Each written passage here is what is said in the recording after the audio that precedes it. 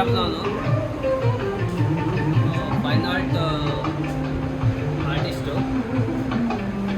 ಬೆಂಗಳೂರಿಗೆ ಬಂದು ಇವಾಗ 20 ವರ್ಷ ಆಯಿತು. 20 ವರ್ಷದಿಂದ ಆ್ಯಸ್ ಅ ಆರ್ಟಿಸ್ಟಾಗಿ ವರ್ಕ್ ಮಾಡ್ತಾಯಿದ್ದೀನಿ. ಜೊತೆ ಆ್ಯಸ್ ಅ ಪ್ಯಾಷನ್ ನನಗೆ ಟೀಚಿಂಗು ತುಂಬ ಇಷ್ಟ. ಹಾಗಾಗಿ ಕ್ರಿಯೇಟಿವ್ ಸಬ್ಜೆಕ್ಟ್ ಟೀಚ್ ಮಾಡಿದ್ದೆ. ಟೀಚರಾಗಿ ಸುಮಾರು ವರ್ಷ ಕೆಲಸ ಮಾಡಿದ್ದೀನಿ. ಇವಾಗ ಫ್ರೀಲ್ಯಾನ್ಸ್ ಆರ್ಟಿಸ್ಟಾಗಿ ಫುಲ್ ಟೈಮ್ ಆರ್ಟಿಸ್ಟಾಗಿ ಕೆಲಸ ಮಾಡ್ತಾಯಿದ್ದೀನಿ.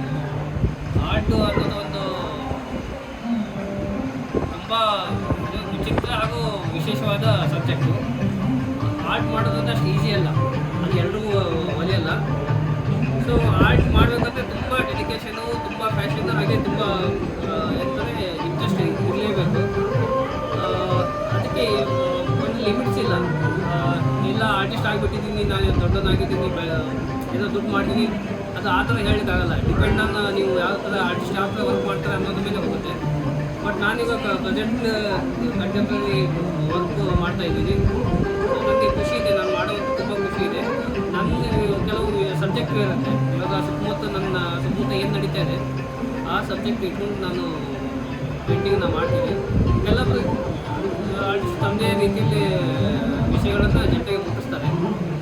ಸೊ ನಾನು ನನಗೆ ಏನು ಹೇಳಬೇಕು ಅದನ್ನು ನಾನು ಜನತೆಗೆ ಮುಟ್ಟಿಸೋಕ್ಕೋಸ್ಕರ ನನ್ನ ಪೇಂಟಿಂಗಲ್ಲಿ ಅದನ್ನು ಹಾಕ್ಕೊಳ್ತೀನಿ. ಸೊ ಒಂದು ಅದೇ ಅರ್ನಿಂಗ್ ಅಂದರೆ ಇರುತ್ತೆ. ಡಿಪೆಂಡ್ ಅಪಾನ್ ನಮ್ಮದು ಎಫರ್ಟ್ ಮೇಲೆ ನಾವು ಯಾವ ಥರ ಕಾಂಟ್ಯಾಕ್ಟ್ ಇಟ್ಕೊಂಡಿದ್ದೀವಿ, ಹೇಗೆ ನಾವು ಶೋಸ್ ಮಾಡ್ತೀವಿ, ಎಲ್ಲಿ ಮಾಡ್ತೀವಿ ಅನ್ನೋದ್ರ ಮೇಲೆ ನಮಗೆ ಸಬ್ಜೆಕ್ಟು ಗೊತ್ತಾಗುತ್ತೆ. ಬಟ್ ಆ ಥರ ಮೋಸ ಏನಿಲ್ಲ.